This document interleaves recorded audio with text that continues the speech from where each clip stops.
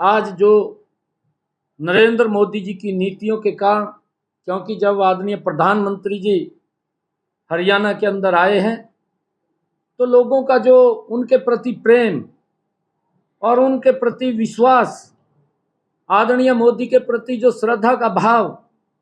वो हरियाणा प्रदेश के लोगों का देखते ही बनता था कि आदरणीय नरेंद्र मोदी जी ने पिछले 10 वर्षों में देश को बदलने का काम किया है, गरीब की चिंता की है, गरीब तक एक योजनाबद्ध तरीके से लाभ पहुंचाने का काम, उसको सशक्त और मजबूत करने का काम पिछले 10 वर्षों में किया है। कोरोना जैसा अगर वैश्विक संकट भी आया है, सरकार ने, आदरणीय मोदी जी की सरकार कंधे से कंधा मिलाकर के उस भयानक बीमारी में लोगों के साथ खड़ी हुई दिखाई दी और मजबूती से उन तक, चाहे वैक्सीन पहुंचाने की बात है, चाहे राशन पहुंचाने की बात है, और चाहे लोगों तक जो हमारे छोटा रेडी फड़ी वाला था उस तक सीधा लाभ पहुंचाने का काम है। आदरणीय मोदी जी के ऊपर एक बड़ा विश्वास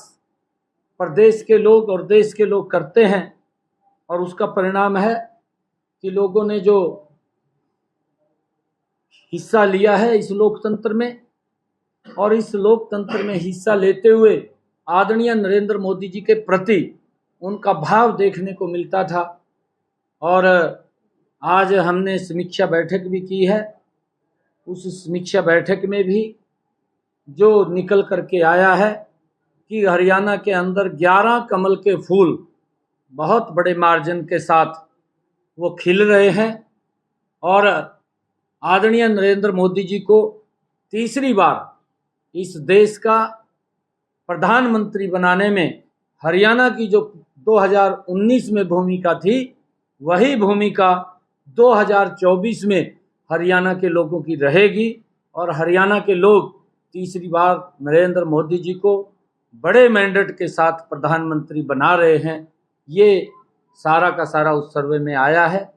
और मैं पुनः सभी प्रदेशवासियों का,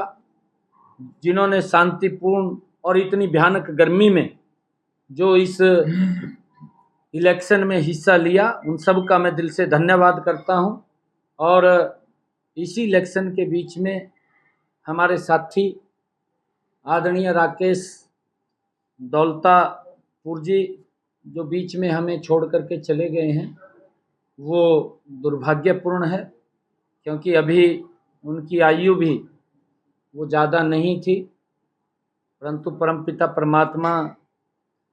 के आगे कुछ वश नहीं है और उनका हमारे बीच से इस प्रकार से चला जाना वो मेरे लिए तो क्षति है ही, परंतु राजनीति में भी एक वैक्यूम उनके कारण आया है। परिवार को जो उनके जाने से क्षति हुई है, मित्रजनों को हुई है, मैं परमपिता परमात्मा से ये प्रार्थना करूँगा कि उनको वो ताकत दे, वो शक्ति दे, जिससे वो अपने पैरों पे खड़ा हो सकें। और जहाँ पर भी वो दिवंगत आत्मा है, मैं परमपिता परमात्मा से ये प्रार्थना करता हूँ कि उनको अपने श्री चरणों में स्थान दे। वो राकेश दौलताबाद जी, क्योंकि एक बहुत ही सुलझे हुए राजनीतिक थे और उन्होंने अपने क्षेत्र के लिए और अपने क्षेत्र की जनता के लिए लगातार विधानसभा के अंदर आवाज़ को उठाते रहते थे और आज हमारे बीच में नहीं है। मैं पुनः परमपिता परमात्मा से प्रार्थना करूंगा कि ऐसी दिवंगत आत्मा को अपने श्री चरणों में स्थान दे।